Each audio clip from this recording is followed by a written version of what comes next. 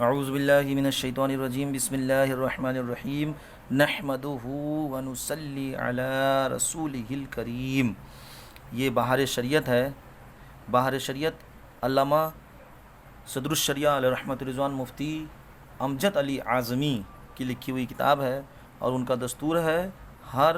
بحث کے تحت قرآن کی آیتیں پیش کرتے ہیں، پھر اس کے بعد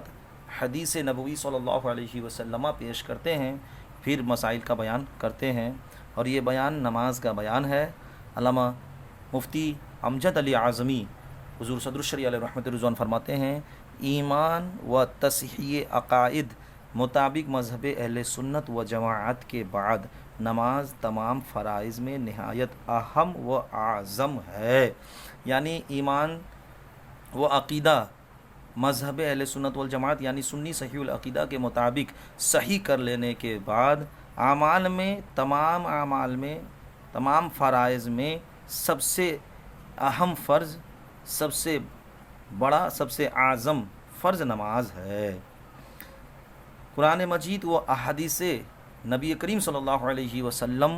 اس کی اہمیت سے مالا مال ہیں، یعنی قرآن مجید میں بھی اس کی اہمیت کا ذکر ہے، اور اس کی فضیلت کا ذکر قرآن کے علاوہ حدیثوں میں بھی موجود ہے۔ جا بجا اس کی تاکید آئی، یعنی قرآن میں بھی جگہ جگہ اس کی تاکید، اور حدیث مبارکہ میں بھی جگہ جگہ اس کی تاکید آئی ہے، اور اس کے تارکین یعنی نماز کے چھوڑنے والوں پر وعید فرمائی ہیں، قرآن نے بھی اور حدیث نے بھی۔ چند آیتیں اور حدیثیں ذکر کی جاتی ہیں کہ مسلمان اپنے رب العزت اور پیارے نبی صلی اللہ علیہ وسلم کی ارشادات سنیں اور اس کی توفیق سے ان پر عمل کریں۔ اب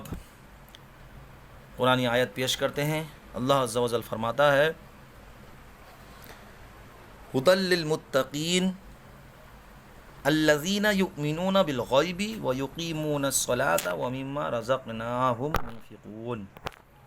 ھدی للمتقین الذین یؤمنون، ہدایت ہے قرآن میں ان لوگوں کے لیے جو یؤمنون ایمان لائے، بالغیب غیب پر ایمان لائے، ویقیمون الصلاۃ اور نماز قائم کرتے ہیں، اور ومما رزقناہم ينفقون اللہ کی دی ہوئی رزق کو خرچ کرتے ہیں۔ اس کا ترجمہ یہ ہے کہ یہ کتاب پرہیزگاروں کو ہدایت ہے، خوب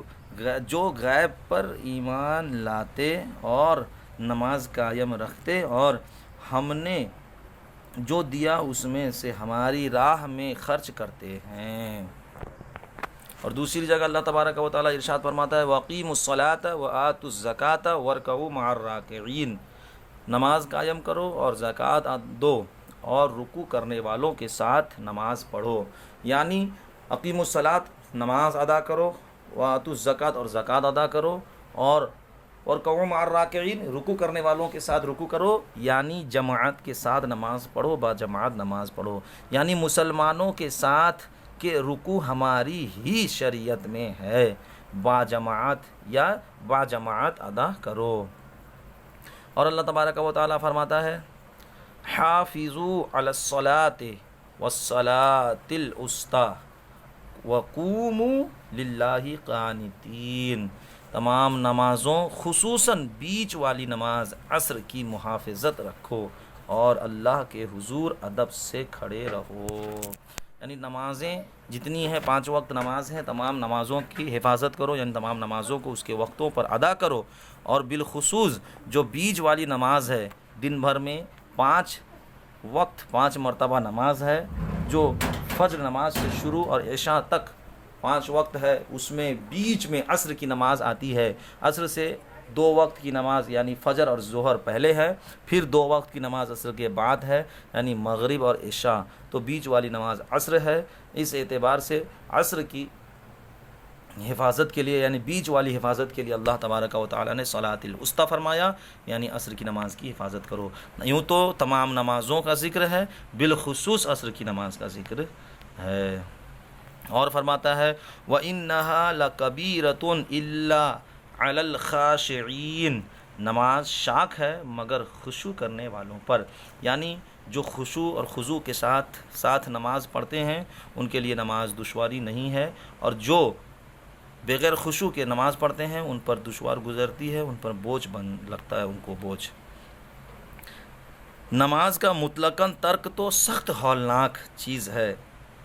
اسے قضا کر کے پڑھنے والوں کو فرماتا ہے، یعنی نماز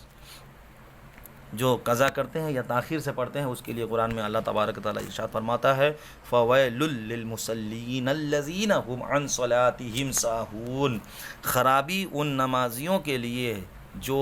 اپنی نماز سے بے خبر ہیں، وقت گزار کر پڑھنے اٹھتے ہیں۔ یوں تو نماز چھوڑنے والوں کے لیے بہت سخت عذاب ہے، اور اللہ تبارک و تعالیٰ نے ان کے لیے عذاب بتایا جو نماز تو پڑھتے ہیں لیکن